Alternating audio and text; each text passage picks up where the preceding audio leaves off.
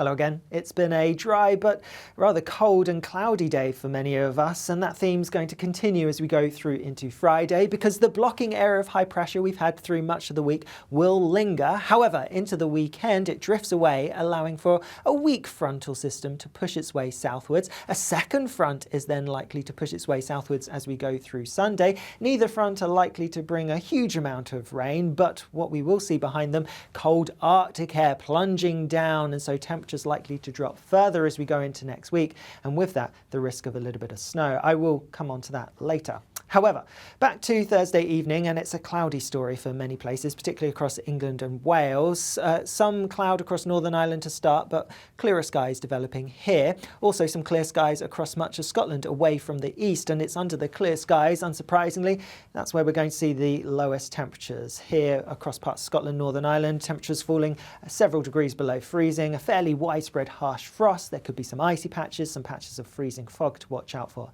as well. Meanwhile, across the rest of the UK for England and Wales, with more cloud than we've seen through some recent nights, it's not going to be as chilly, so any frost is going to be that bit more isolated.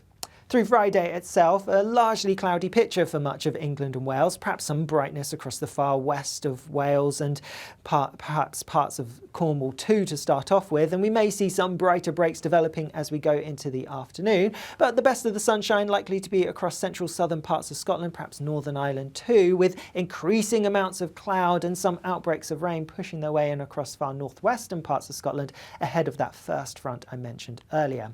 It is going to be a chilly day, especially towards the south. Temperatures here a little bit below average for the time of year, and even further north temperatures on the low side, so most places seeing highs in the mid-single figures.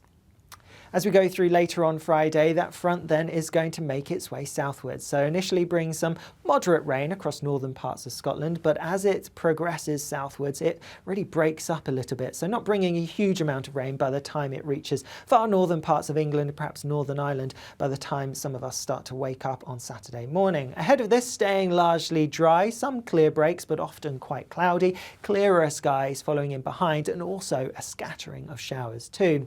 Again, it is going to be a chilly night. There will be some frost around, temperatures in prone spots likely to drop a little bit below freezing, so some frost and perhaps again some patches of fog or freezing fog.